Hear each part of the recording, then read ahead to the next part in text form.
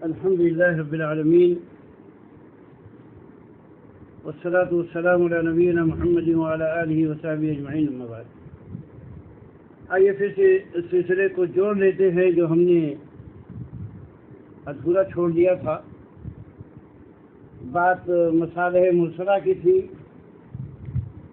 بعض احباب کہتے ہیں رقیہ شرعیہ کے لیے مراکز کا قیام مصالح مرسلہ میں شامل ہے، اس کی حرمت کا فتویٰ محل نظر ہے۔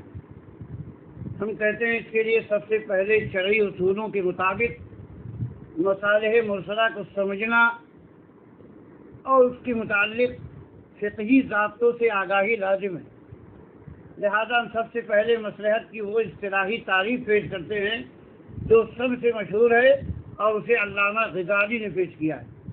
فرماتے ہیں منفعت کے حصول اور نقصان کے دور کرنے کو مصلحت کہتے ہیں۔ اس کے بعد انہوں نے وضاحتی بیان پیش کیا ہے کہ اس سے ہماری مراد یہ نہیں ہے کہ مقصود شریعت کو اس لیے نظر انداز کر دیا جائے کہ منفعت کا حصول اور نقصان کا دور کرنا مخلوق کے مقاصد میں داخل ہے اور مخلوق کی بھلائی ان کے مقاصد کے حصول میں ہوتی ہے، بلکہ مصلحت سے ہماری مراد مقصود شرع کی حفاظت ہے۔ اور مخلوق سے شریعت کے مقاصد 5 ہیں، اور وہ یہ ہیں کہ شریعت ان کے دین کی، جان کی، عقل کی، نسل کی اور مال کی حفاظت کرے۔ لہذا جو چیز ان اصولوں کی حفاظت پر مشتمل ہوگی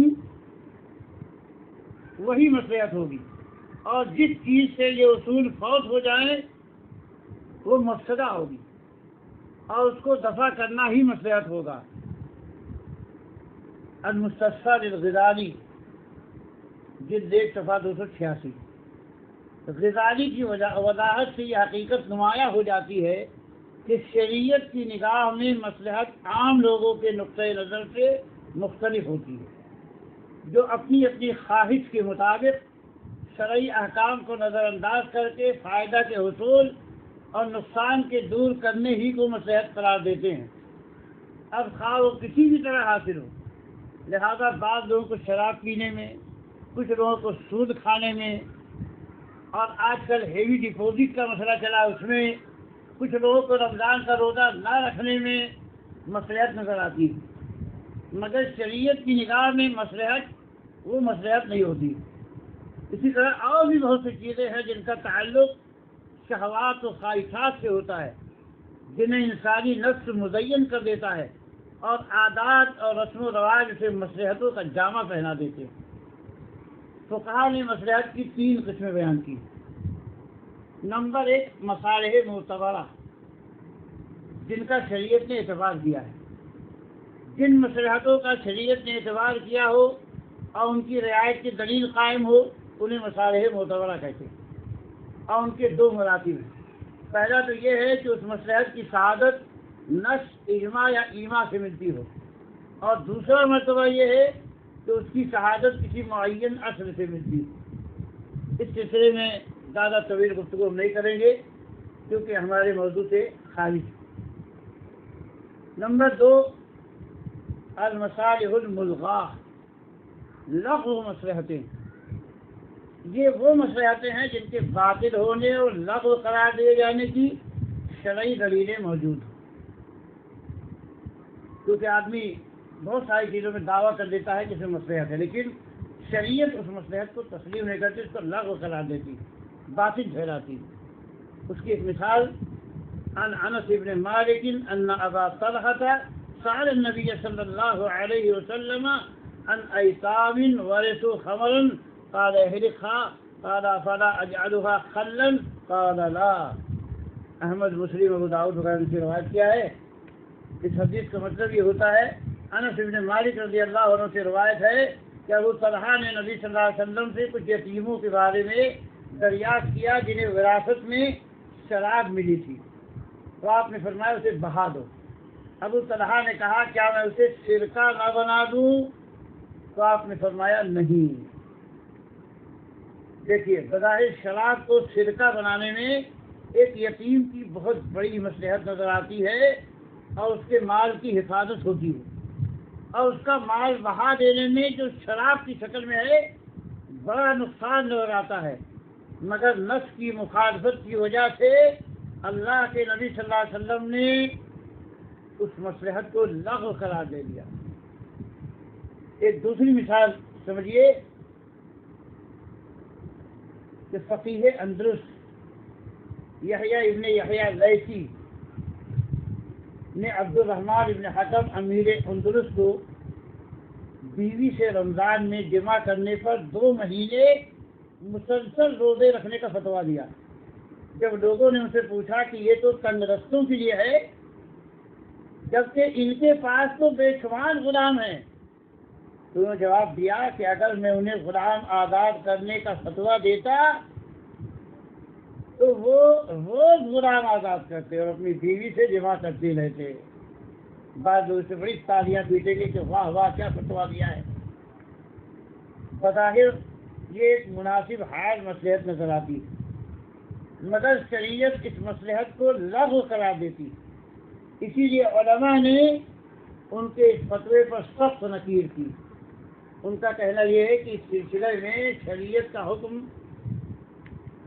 ہے جو حکم ہے وہ یا تو تخییر پر دلالت کرتا ہے کہ اختیار ہے آدمی کو، جو کفارات بتائے گئے ہیں ان میں سے جو چاہے اختیار کر لے، یا ترتیب پر دلالت ہے۔ اس لیے رائے سے اس کو کسی خاص حکم میں محصور کر دینا درست نہیں ہے۔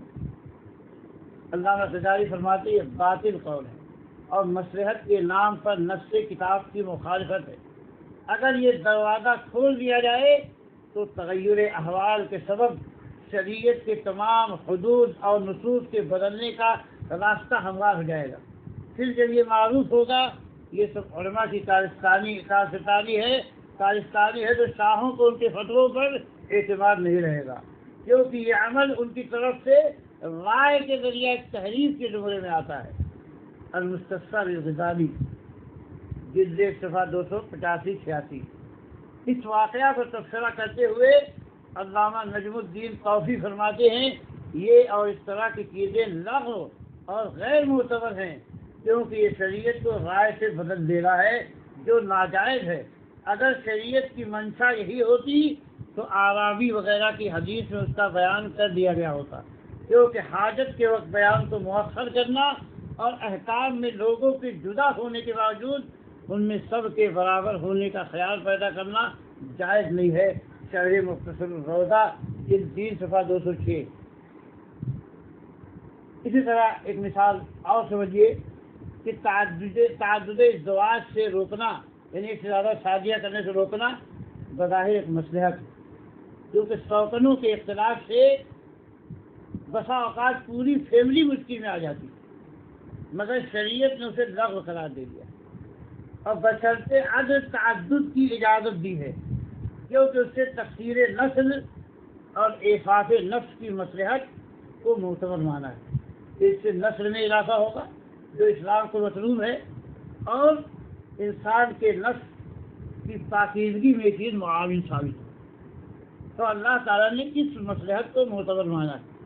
نہ یہ کہ اگر سوکنوں میں جھگڑے ہوتے تو آدمی ٹینشن میں آتا ہے، فیملی مشکلات پیدا ہوتی ہے، تو اس لیے مصلحت یہ ہے کہ ایک سے زیادہ شادی کی اجازت نہ دی جائے، تو اس کو شریعت نے مصلحت نہیں مانا، لغو قرار دیا۔ کسی لوگوں کے یہاں مصلحت ہے بھی تو شریعت نے اس کو لغو کر دیا ہے، کہ وہ مصلحت شریعت میں تسلیم نہیں ہے۔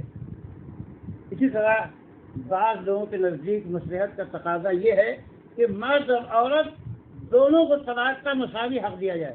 آج کل خاص طور سے یہ شور شرابہ بہت زیادہ ہے، مگر شریعت نے حق قوامیت اور عورت کے مزاج کو سامنے رکھتے ہوئے اس مصلحت کو لغو قرار دے دیا ہے۔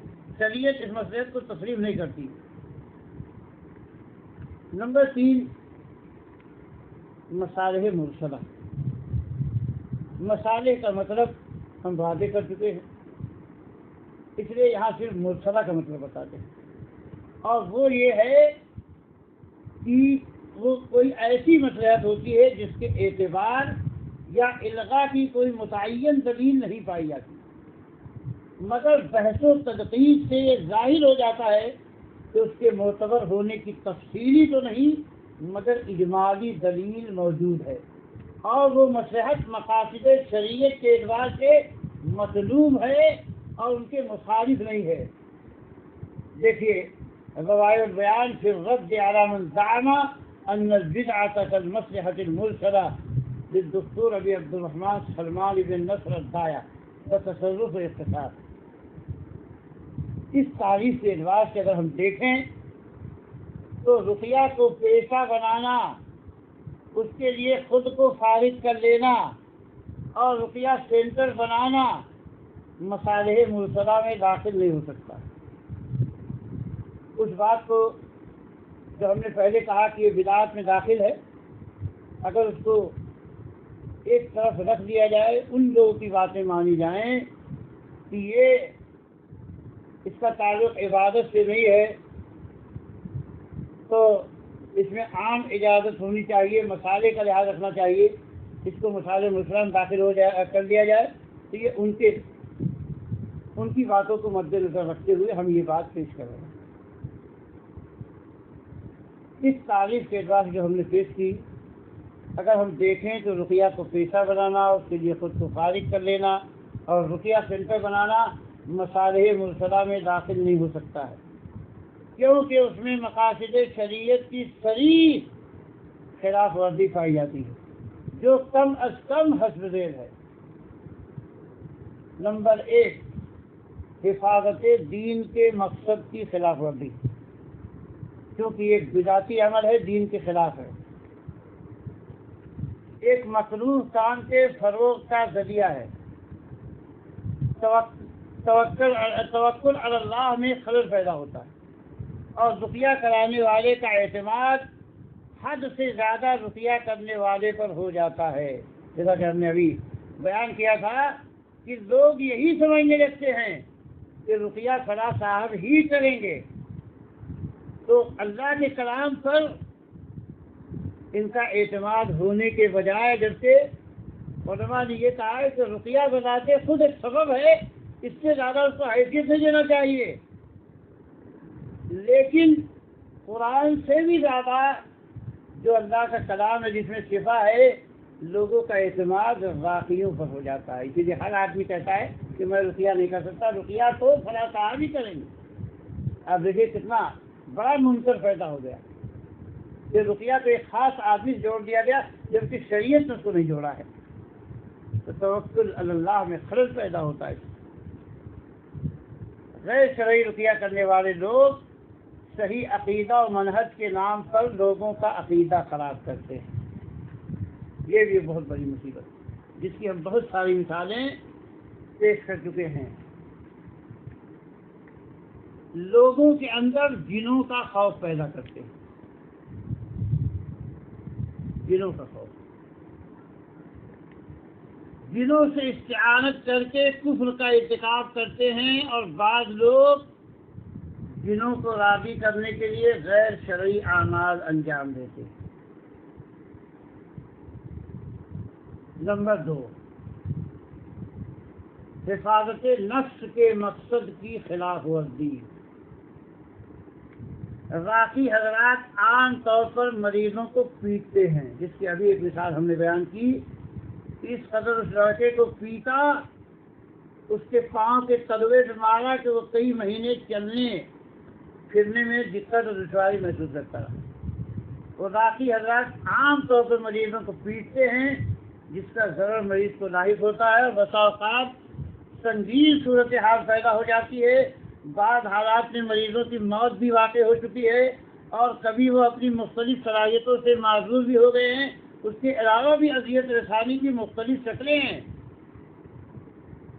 تو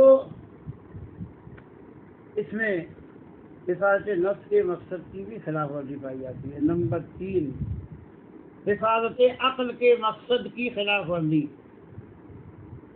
توہم پرستی پیدا کرتے ہیں، خرافات کو فروغ دیتے ہیں، شیاطین راقی اور مرقی دونوں کی عقل سے کھیلتے ہیں۔ راقی حضرات طبی علاج کے راستے میں رکاوٹ بن جاتے ہیں، اس لیے دماغی خلل اور بڑھ جاتا ہے، اس کا علاج نہیں ہو پاتا ہے۔ حفاظت نسل کے مقصد کی خلاف ورزی۔ چوتھی چیز، آزادانہ اختلاط مرد و زن کے مواقع اور غلط تعلقات قائم کرنے کے مواقع ان میں زیادہ پیدا ہوتے ہیں۔ یہ کتنا خطرناک معاملہ ہے۔ حضرت یوسف علیہ السلام نے کیسے فرمایا تھا کہ اللہ تصرف عنی قیدہن اصب الیہن واکن من الجاہلین، کہ پروردگار عالم اگر ان کی چالوں کو تو نے مجھ سے نہیں پھیرا تو میں تو ان کی طرف مائل ہو جاؤں گا۔ کتنا خطرناک معاملہ ہے۔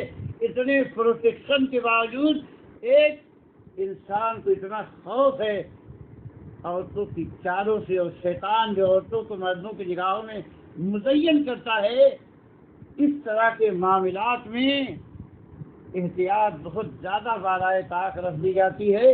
اور دھیرے دھیرے ہم اس وقت برسیسا عابد کا واقعہ سنا چاہتے تھے، لیکن بات بہت لمبی ہو جائے، اس لیے ہم نے اس کو ترک کر دیا، اور کیونکہ وہ اسرائیلی روایتوں سے بھی اس کا تعلق ہے، اس لیے بھی ہم نے اس بات کو ترک ہی کر دیا، ورنہ اس میں لوگوں کو پڑھنا چاہیے۔ تفسیر وغیرہ کتابوں میں اس کے واقعات ملتے ہیں کہ کس طریقے سے شیطان نے بتدریج اس کو اپنے جھانسے میں لیا، اور ایک عورت کے ساتھ اس کو زنا کرنے پر، اور پھر اس سے جو حمل ٹھہرا اس پہ اسے قتل کر دینے، اور اس بچے کو بھی قتل کر دینے پر مجبور کیا، اور پھر اس کے بعد جو ہے آخر میں اس سے جو ہے شیطان نے سجدہ بھی کرایا، جو بہت بڑا عابد و زاہد تھا۔ ایک لمبا واقعہ ہے، لیکن میں اس کو بیان نہیں کرتا۔ غلط آزادانہ اختلاط مرد و زن کے مواقع اور غلط تعلقات قائم کرنے کے مواقع ان میں زیادہ پیدا ہوتے ہیں۔ عورتوں کے جسم پر تیل کی مالش، ان پر ہاتھ رکھ کر رقیہ کرنا، انہیں پکڑ لینا، یہ سب کام عام طور پر ہوتا ہے، جو فحشکاری کی طرف بھی لے جا سکتا ہے اور دینی اعتبار سے گناہ بھی ہے۔ بعض عراقی حضرات یہ دعویٰ کرتے ہیں کہ یہ بچے جو فلاں عورت کے یہاں پیدا ہوئے ہیں وہ جنوں کی اولاد ہیں، اس سے نسل کا معاملہ مشتبہ ہو جاتا ہے، اور توہم پرست لوگ اسے قبول بھی کر لیتے ہیں۔ اچھے خاصے علماء نے اس سے بحث کی ہے، اور یہ کہا ہے کہ ہاں جنوں کی اولاد بہت انسانوں کے یہاں پائی جاتی ہے۔ یہ ایک عجیب و غریب مسئلہ ہے کہ کچھ محقق لوگ بھی اس سلسلے میں عجیب و غریب باتیں کہہ گئے ہیں۔ تو یہ ابھی، اور میں آپ کو یہ کوئی مفروضہ کوئی چیز نہیں بتا رہا ہوں، بلکہ یہ امر واقعہ ہے کہ ایک عراقی کے سامنے قضیہ آیا کہ بیوی شوہر کو پاس نہیں آنے دیتی، خوبصورت ہے، دھکیل دیتی ہے، تو اس عراقی نے ان لوگوں کو بتایا کہ یہ جو دو بچے ہیں خوبصورت اس عورت کے ہاں، یہ اس کے شوہر کے نہیں، جنوں کے بچے ہیں، اس کے اوپر جن حاوی ہے، اس لیے وہ قریب نہیں آنے دیتی ہے۔ تو اس طرح کی باتیں عراقی حضرات کرتے رہتے ہیں، اور میں نے جیسا کہ پہلے آپ سے کہا تھا کہ میں ان لوگوں کی بات نہیں کروں گا جو اپنے آپ کو اہل حدیث نہیں کہتے، بلکہ ان عراقیوں کی بات کرتا ہوں جو اپنے آپ کو اہل حدیث کہتے ہیں۔ اور میں نے شروع میں یہی بتایا تھا کہ اس راستے میں علماء شاذ و نادر ہی ہیں، زیادہ تر ایسے لوگ ہیں جو بہت کم پڑھے لکھے ہیں، ممکن ہے ان میں سے کچھ لوگ مدرسے سے فارغ ہوں لیکن علم دین ان کے پاس نہیں ہے۔ ایسے لوگ زیادہ تر اس مسئلے میں ملوث ہیں اور اس کام کو انہوں نے پیشہ بنا رکھا ہے، تو اس طرح کی صورتحال بھی پیش آتی رہتی ہے۔ تو حفاظت نسل کے مقصد میں اس سے خلل پیدا ہوتا ہے۔ اور اس کے بعد پانچویں چیز حفاظت مال کے مقصد کی خلاف ورزی۔ اس میں تو بہت بڑا جو ہے، جیسے جو کہا جاتا ہے کہ اتصال خرق و رزاق کی جو ہے رفع کرنے والے پر جو ہے وہ اتنی زیادہ کپڑے کھٹ چکے ہیں کہ وہ اس کو رفع کرنا بہت مشکل ہو گیا ہے۔ تو اکثر دھوکہ اور فریب سے مال ہتھیاتے ہیں، اور اس کے لیے مختلف قسم کے ہتھ کنڈے استعمال کرتے ہیں۔ مثلا یہ کہہ کر لوگوں کو خوفزدہ کرنا کہ تمہارے اندر بہت خطرناک جن ہے، جنوں کا قبیلہ آباد ہے، بہت خطرناک قسم کا جادو ہے، یا بڑی بھیانک قسم کی نظر بد لگی ہے، اور اس کا علاج ایک طویل اور مشکل عمل ہے۔ جبکہ بعض صحیح سالم لوگوں نے بھی انہیں آزمایا تو ان کے اندر بھی بھی یہی امراض تشخیص کر دیے. کچھ لوگوں نے کہا کہ چلو دیکھے صحیح کہ یہ کتنا پلچا ہوا ہے, سب کچھ جن بتاتا ہے اور نظر بد اور جادو, تو آزمائیں تو صحیح. تو گئے تو بالکل صحیح, سارے میں کوئی بیماری نہیں تھی, لیکن راکھیوں نے ان کے اندر بھی کہہ دیا کہ تمہارے اندر جن ہے, جادو ہے, اس طرح کی باتیں کہی. رقیہ کے لیے متعدد نشستیں مقرر کرنا اور ہر نشست کے لیے الگ الگ فیس وصول کرنا عام بات ہے. رقیہ کے نام پر مریضوں کے ہاتھ جڑی بوٹیاں وغیرہ فروخت کرنا اور ان کی کئی گنا قیمت وصول کرنا, جبکہ یہ لوگ طب کے متعلق کچھ نہیں جانتے. ان کے علاوہ اور بھی بہت سی چیزیں مفاسد کی قبیل سے میں پائی جاتی ہیں. اس لیے رقیہ کو پیشہ بنانا, اس کے لیے خود کو فارغ کرنا اور رقیہ سینٹر قائم کرنا, اگر بدعت نہ بھی ہو تو موجودہ حالات و تجربات کے مطابق مفاسد واضحہ میں سے ہے, اور ما ادّا الی حرام و باطل فهو حرام و باطل کے تحت بھی اس کا دروازہ بند کر دینا واجب ہے.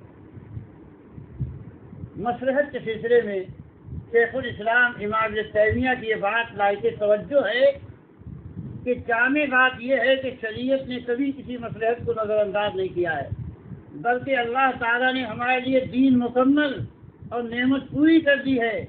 جو بھی چیز ہمیں جنت سے قریب کرنے والی ہے اس کے بارے میں نبی صلی اللہ علیہ وسلم نے ہمیں بتا دیا ہے. انہوں نے ہمیں ایک ایسی روشنی کا ہرا کر چھوڑا ہے جس کی راتیں بھی دنوں کی مانند ہیں. ان کے بعد اس سے انحراف وہی کرے گا جسے برباد ہونا ہو, مگر عقل کبھی کسی چیز کو مصلحت باور کر لیتی ہے اگرچہ شرع میں اس کا ولوج نہ ہوا ہو. ایسی صورت میں دو میں سے ایک امر لازم ہے, یا تو شریعت نے اس کی رہنمائی کی ہے مگر ناظر کو اس کا علم نہیں ہو سکا ہے, یا پھر وہ سرے سے مصلحت ہی نہیں ہوتی ہے, گو وہ اپنے طور پر اسے مصلحت سمجھتا ہو, کیونکہ مصلحت حاصل ہونے والی منفعت کا یا جس میں منفعت کی امید غالب ہو کا نام ہے. اور بہت سی چیزوں کے متعلق لوگوں کا خیال یہ ہوتا ہے کہ انہیں دین اور دنیا میں نفع دیں گی, مگر ان کی منفعت نقصان کی وجہ سے مرجوع ہوتی ہے. مجموع فتاوی جلد 11 صفحہ 344. اور مصالح مرسلہ کے سلسلے میں علامہ شنقیطی فرماتے ہیں, حاصل یہ ہے کہ صحابہ رضی اللہ عنہم مصالح مرسلہ کو اس وقت اختیار کرتے تھے جب ان کے لغو ہونے پر کوئی دلیل قائم نہ ہو اور کسی واجب یا مساوی مفسدہ نقصان سے ان کا تعارض نہ ہوتا ہو. اور مصالح مرسلہ کا استعمال تمام مسلک والوں نے کیا ہے, گو ان سے دور رہنے کا دعویٰ کرتے رہے, اور جو شخص صحابہ کے واقعات اور مذاہب کے فروع کا جائزہ لے گا اسے اس بات کی صحت کا علم ہو جائے گا. مگر تحقیق یہی ہے کہ مصلحت مرسلہ پر عمل کرنے میں غائب درجہ کی احتیاط اور تحفظ واجب ہے, یہاں تک کہ یہ بات واضح ہو جائے کہ مصلحت صحیح ہے اور خود سے راجع کسی مصلحت یا کسی راجع مفسدہ یا مساوی مفسدہ سے متعارض نہیں ہے, اور آگے چل کر بھی وہ کسی مفسدہ کی طرف لے جانے والی نہیں ہے. دیکھیے المصالح المرسلہ ضمن محاضرات الشنقیطی صفحہ عالم الفوائد صفحہ 45-46 المکتبۃ الشاملہ میری موجود ہے. بعض احباب رقیہ کو مادی طب سے جوڑنے کی کوشش کرتے ہیں اور کہتے ہیں یہ بھی طب کا ایک حصہ ہے, حالانکہ رقیہ بھی ایک طریقہ علاج ہے. ویسے بعض احباب کہتے ہیں کہ رقیہ طب کا ایک حصہ ہے, مباحات کے دائرے میں ہے. مباحات کا دائرہ اس پر عمل کی مخصوص کیفیت شرع میں متعین نہیں ہے, اسی طرح اس کی مخصوص کیفیت طے شدہ نہیں ہے. یہ بات اس لیے درست نہیں ہے کہ رسول اللہ صلی اللہ علیہ وسلم یہ کہیں نہیں کہا ہے کہ اعرضوا علی اعصابکم وعقاقیرکم, کہ تم اپنی جڑی بوٹیاں اور دوائیں مجھ پر پیش کرو, مگر آپ نے رقیہ کے مطابق فرمایا کہ اعرضوا علی رقاکم, اپنے رقیے مجھ پر پیش کرو. پھر آپ نے اس کی مشروط اجازت دی ہے اور اس کے مروجہ افعال کی بھی. من علق تمیمۃ فقد اشرک, جس نے تعویذ لٹکائی اس نے شرک کیا کہہ کر ضابطہ بندی کر دی ہے. اسی طرح ان افراد کی بھی نشاندہی کر دی ہے جن سے رقیہ کرانا حرام اور ناجائز ہے، اس لیے اسے مادی طب میں شامل کرنا شدید غفلت کی نشانی ہے۔ مادی طب کا معاملہ نہ عبادت سے متعلق ہے نہ عقیدہ سے، مگر رقیہ کا معاملہ ان دونوں سے پوری طرح مربوط ہے۔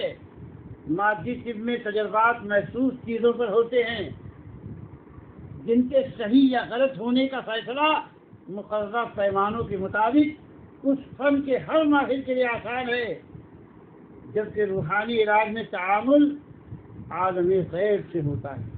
اس لیے بڑے بڑے تجربہ کار بھی اس میدان میں اکثر غچہ کھا جاتے ہیں اور انہیں ٹھوکروں پر ٹھوکریں لگتی ہیں، بالآخر حیران و ششدر ہو کر راہ گم کر بیٹھتے ہیں، جیسا کہ بڑے بڑے راقیوں نے اس کا اعتراف کیا ہے۔ اسی لیے محقق علماء نے اسلام میں تجربہ کا دروازہ بند کر دیا ہے۔ نقول کا پیش کرنا باعث سوالت ہوگا، اس لیے ہم اس سے صرف نظر کرتے ہیں، مگر اس حقیقت کو واضح کرنے کے لیے کہ عالم غیب کے تجربات اکثر دھوکہ دیتے ہیں، کچھ مثالیں آپ کی خدمت میں پیش کر رہے ہیں۔ نمبر 1، یہ بات حدیث سے ثابت ہے کہ نظر کا کوئی فائدہ نہیں ہوتا، چنانچہ ابن عمر رضی اللہ عنہما نبی صلی اللہ علیہ وسلم سے روایت کرتے ہیں کہ انہ نہا عن النظر وقال انہ لا یأتی بخیر وانما یستخرج به من البخیل۔ صحیح مسلم کتاب النظر باب النہی عن النظر۔ نظر سے کوئی بھلائی نہیں حاصل ہوتی، بس اس کے ذریعہ سے بخیل کا مال نکال لیا جاتا ہے۔ اس حدیث کا مطلب یہی ہوا۔ مگر جب آپ مذہبی کتابوں میں بعض مذہبی کتابوں میں درج واقعات کا مطالعہ کریں گے تو آپ کو بے شمار واقعات ایسے ملیں گے کہ میں فلاں مصیبت سے پھنسا تھا اور جب میں نے یہ منت مانی تو میرا کام بن گیا۔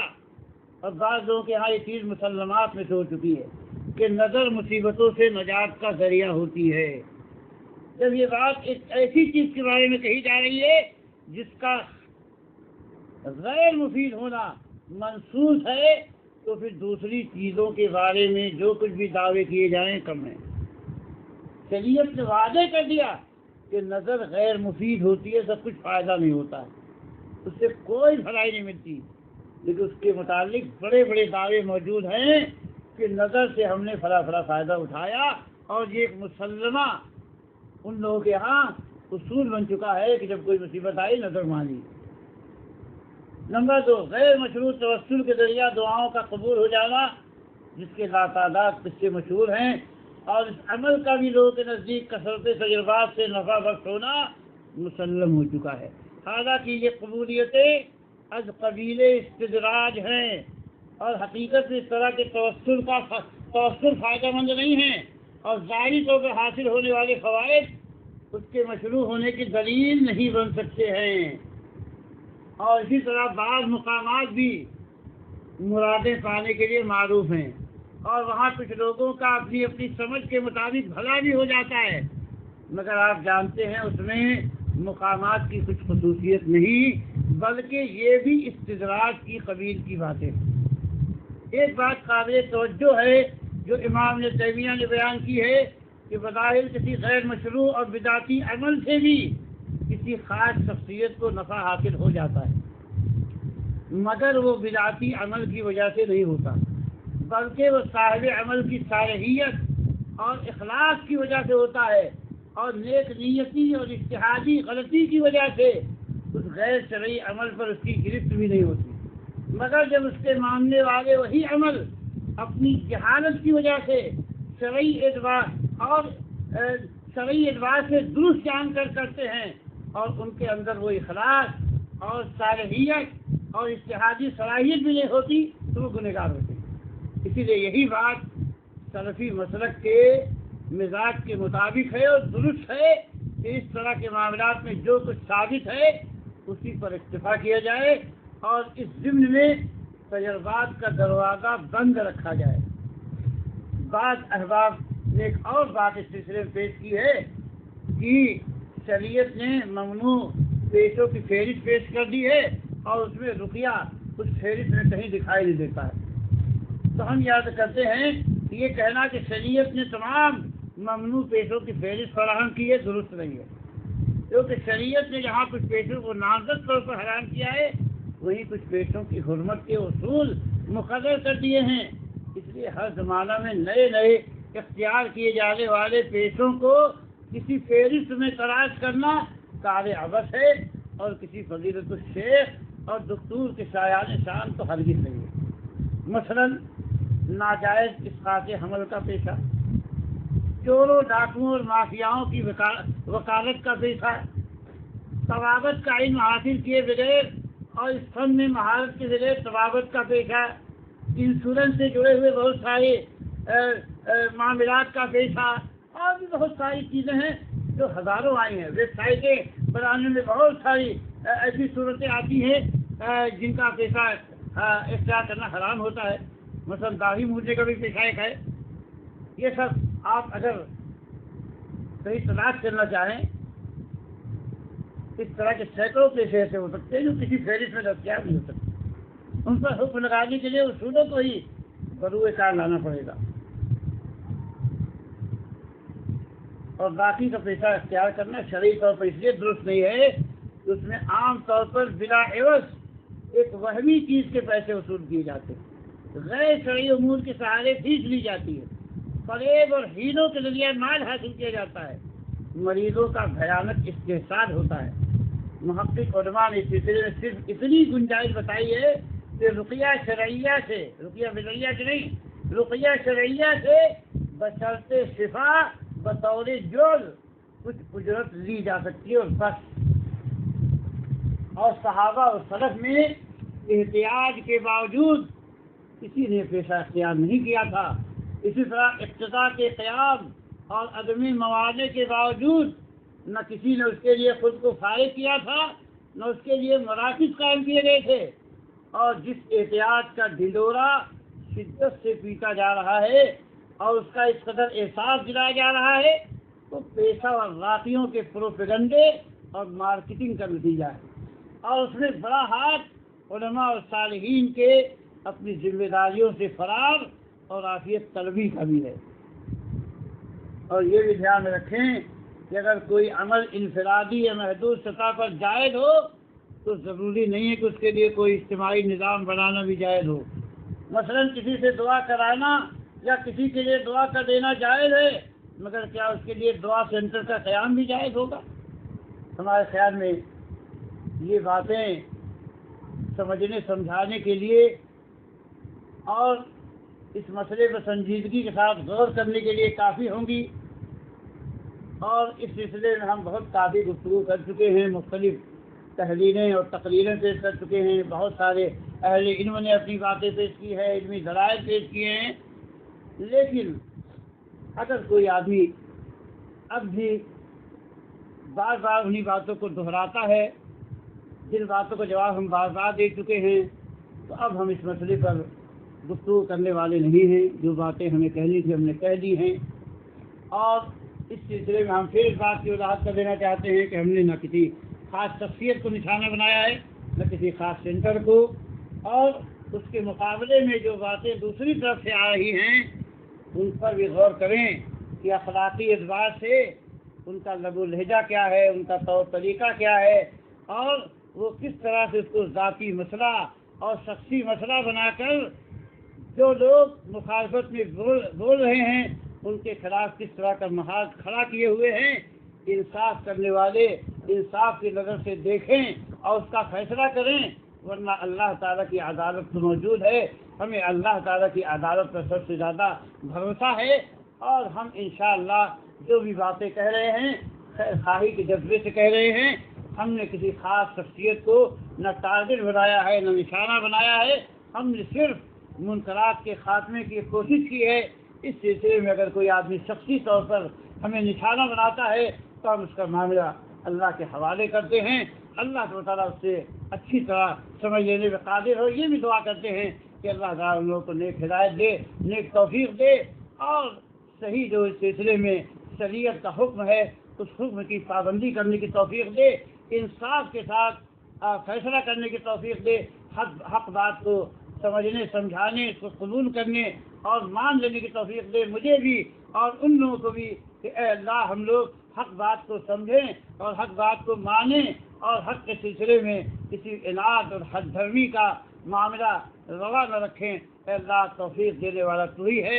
میں نہایت ہی اخلاص کے ساتھ تجھ سے یہ دعا کرتا ہوں پروردگار عالم کہ ہم لوگوں کو حق کی پیروی کرنے کی توفیق عطا فرما، اور یہ جو معاملہ ہمارے کچھ بھائیوں کے درمیان اٹھا ہے، اگر یہ کوئی غلط رخ اختیار کر رہا ہے تو اے اللہ تو اس کو صحیح رخ عطا فرما، اور سب کو صحیح طریقے جو شرعی منہج اور شرعی اصول ہے اس طریقے پر کاربند ہوتے ہوئے اے اللہ تعالیٰ اس بات کو اپنی بات کو رکھنے کی توفیق اور صلاحیت عطا فرما۔ اور اے اللہ ہم سے اس سلسلے میں جو کوتاہیاں اور غفلتیں ہو گئی ہیں اے اللہ اس سلسلے میں ہم تجھ سے معافی کی درخواست کرتے ہیں۔